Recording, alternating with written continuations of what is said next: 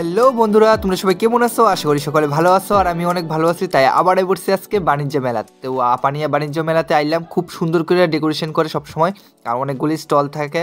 তো যে যে আইসো অবশ্যই বুঝবা, আর যারা যারা আইসো অবশ্যই মোবাইলে দেখালাও।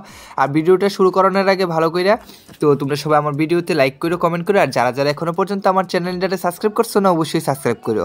আর সবাই পুরোটা ভিডিও দেখো, কেউ স্কিপ করো না। আর এবারে এই দেখো একটা হলঘরের ভিতরে আছে, আর এইখানে আয়াসের দিকে কাঠের এত সুন্দর ফুলদানি আরও অনেক কিছু দেখতেছো তোমরা ভিডিওর মধ্যে, অনেক কিছু আছে। যা কিছু মানে বাণিজ্য মেলার ভিতরে, বাণিজ্যের ভিতরে যা কিছু আছে সব কিছুই মিলে কিন্তু এই মেলাটা, আর সব ধরনের জিনিসপত্র পাওয়া যায়। তো আমার ভাইগনা গেছে, এই দেখো ভাইগনা এখন তো বই দেখতেছে, হের বই ভাল লাগে। তো এইটি দেখতেছে সুন্দর সুন্দর ফটো টটো থাকে, তো ছোটো ছোটো।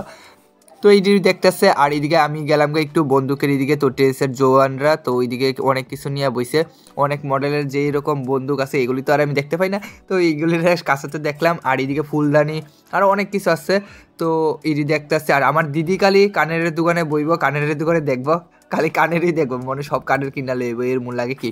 তো আরেকদিকে যাইতেছি, গিয়ে দেখি অনেক মডেলের জিনিস আছে, তো খুব ভালোই লাগতেছে। আর এদিকে দেখো তো বিক্রি করতেছে এইদিকে, তো কমলা হোক যাই হোক সব কিছুর জুস জুস বাই করানোর লেগে দেখাইতেছে আঙ্কেলে দেখাইয়া, তারপরে সবাই দিতেছে, দিয়ে সেটা খাইতে দেখেছে। আর আমি আর ভাইগনা এইদিকে আইলাম ফটো তুলে, আর ভাইগনা দুষ্টামিও করে, আর ওইদিকে অনুষ্ঠানের গান চলতেছিল।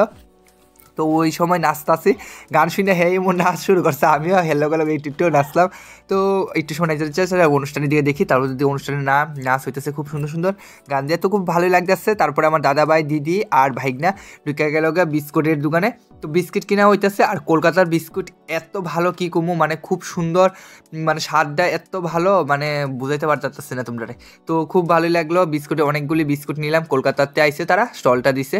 আর এইদিকে বাঁশ বেতের জিনিস আসছে, এই দেখো আনারস গাছ খুব সুন্দর করে বাঁশ বেত দিয়ে বানাইলো, খুব ভালোই লাগলো। আর তোমরা সবাই কেমন লাগছে অবশ্যই ব্লগটা অবশ্যই কমেন্টে কইও। আর এইদিকে ফটো তুললাম, ফটো তুলে সেটা নিচে তো বাগানের দিকে গেলাম, তো পার্কের দিকে গিয়ে দিই লাইটিং খুব সুন্দর হয়েছে, রাত্রেবেলা আরও ভালো লাগতেছে।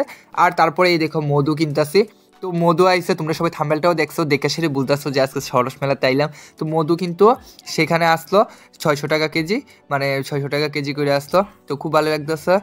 আর এই দেখো মধুর বোতলের ভিতরে আসছে, কাচের বোতলে রাখলে বলে খুব ভালো হয় মধু। আর এদিকেই দেখো যে পাখি বানাইছে কাঠ দিয়ে, সেটা এত সুন্দর লাগছে। আর এদিকে ধনেশ পাখি ছিল, 2টা পাখি গাছের উপরে বয়ে দিচ্ছে, মানে খুব দারুণ লাগছে, যে মানে আমার দেখে মনে হচ্ছে সব কিছু যেমন একবারে লেয়ে পড়ি। আর এদিকে মেলা চারিদিকে আসলো, আর এদিকে সরস্বতী পুজোর সামনে তো পাঞ্জাবির দোকানে দেখলাম, পাঞ্জাবি দেখলাম কিন্তু অনেক রেটটা একটু বেশি আসলো আমি অনুযায়ী, তো আমি এত রেটে আর নিলাম না, পরে নেবো। আর এদিকে আচার আবার দেখলাম, তো অমলকের আচার নিতেছে, দাদাভাই নিতেছে, আর বেশি না, তো 250 গ্রাম 150 টাকা, তো 150 টাকা নিতেছে, 200 টাকা একটা নোট দিয়ে দিল। তো বোন জামাই আমার দেখাইলো, আবার আমার ভাইগনা, তো আমি দিদির জামাই আর ভাইগনা গেছি।